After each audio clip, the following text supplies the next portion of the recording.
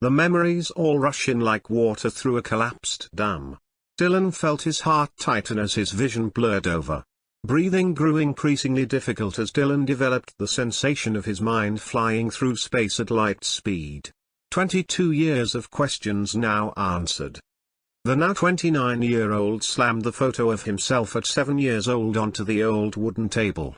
It had been discovered in a stack of similar images that Dylan had never seen. The little boy was standing in front of an old farmhouse on the side of a mountain. Orange and red leaves dotted the trees and ground all around. Only, the little kid was not alone. No, not exactly. "Dylan, what's wrong?" Sherry, Dylan's fiancée, asked. "You look like you've seen a ghost." "Oh. You couldn't be more correct," Dylan spoke in his mind. He finally felt the blood running back into his pale face. It's nothing," is what he said out loud. "Sweetheart, it's going to be okay," Sherry said in a consoling tone. "She's in a better place now." Sherry had guessed her boyfriend had had a sudden fit of rage due to his mother's recent passing. "No," Dylan spoke absently. His mind was occupied with a sudden explanation to a since-forgotten memory. "It isn't that," he followed up with. His mother had been in the ICU for 6 months, during which Dylan had prepared himself for his mother's impending death. He missed her, yes, but this image needed more attention now. "Then what is it?" the woman asked, worried. The photo," Dylan stuttered. His hands shook mercilessly. Cherry picked up the image taken with an old disposable camera and studied it for a moment. Her eyes widened when she saw the semi-transparent figure with its hand on the child's left shoulder. The stranger had red eyes that seemed to glow from the old picture.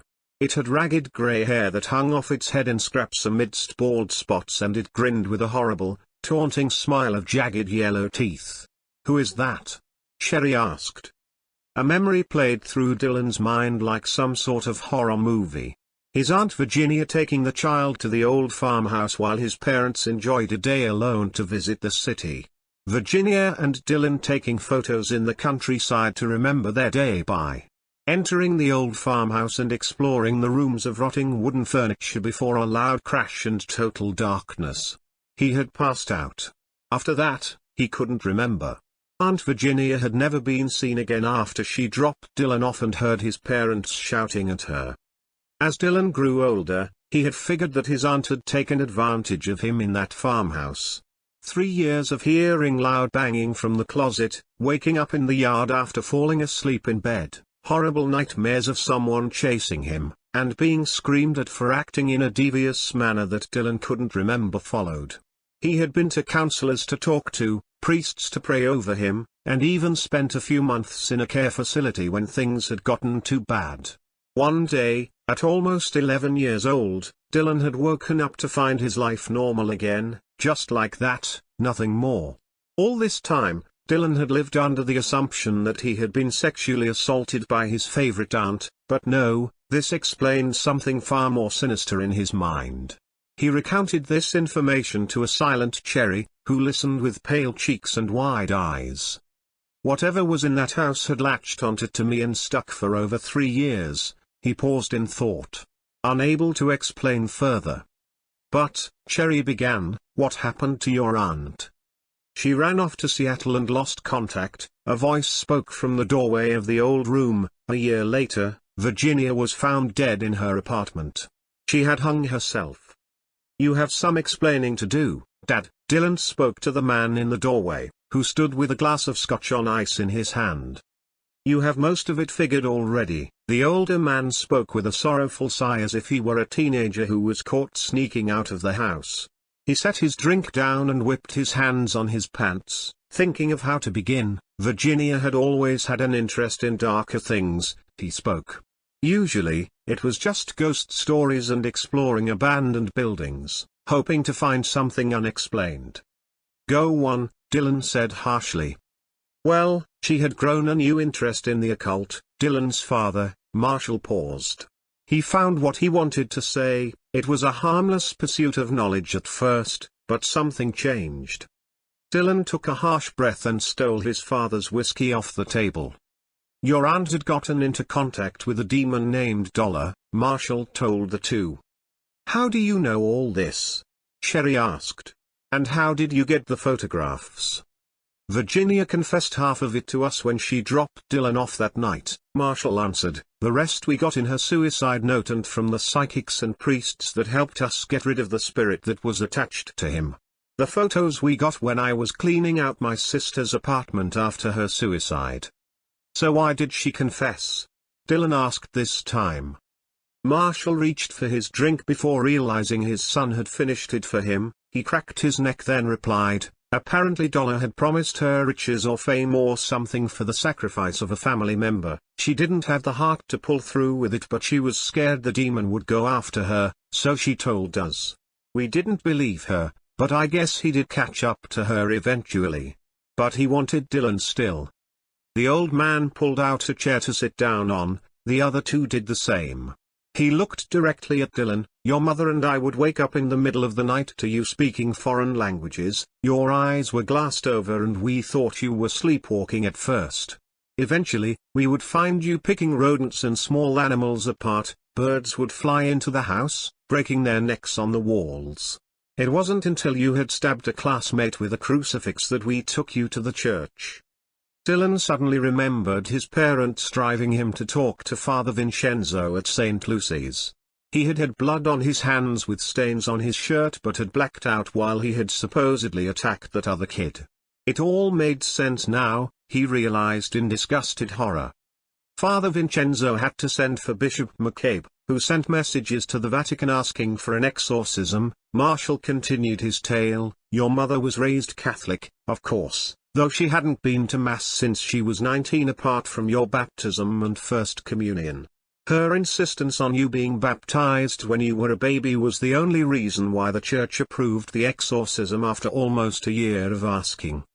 They flew in a man who had been in Germany before," Marshall said, "Monsignor Farrell from England. He spent 6 hours every day for 4 months with you, Dylan, performing the exorcisms." Cherry had wrapped her arms around Dylan in fear at some point during this horrible trip down memory lane. 3 months? Every day? Dylan could only remember a handful of instances of the Monsignor praying over him. Not 90 days of continual prayer. He made this thought known. "You were usually sedated," Dylan's father explained to him, "a way of keeping you and everyone else safe as well as ensuring that Farrell would be able to talk to Dollar instead of you." "This makes no sense," Cherry spoke up. "Demons don't exist and they certainly don't possess people. That was just a way to explain mental issues before more research was conducted over time." "You saw the photo, Cherry," Marshall spoke. "You saw what was standing over Dylan.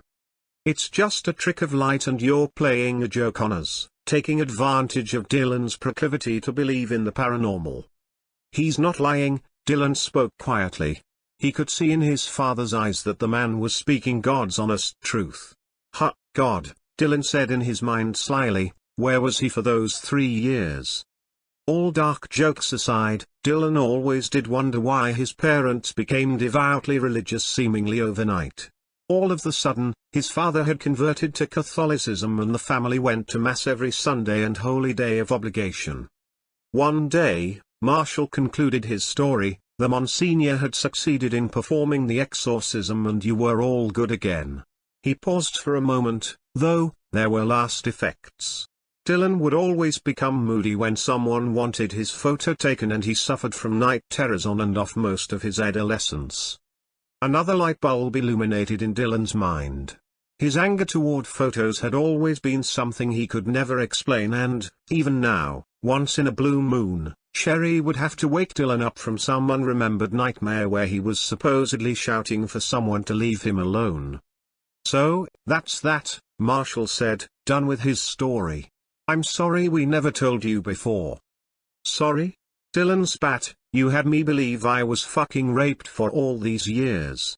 His anger spilled out like a soda bottle that had been shaken. "I was led to believe that my aunt had assaulted me in that fucking house for over 20 years. And what? Just to find out I was possessed." "Son," Marshall attempted, "I'm sorry.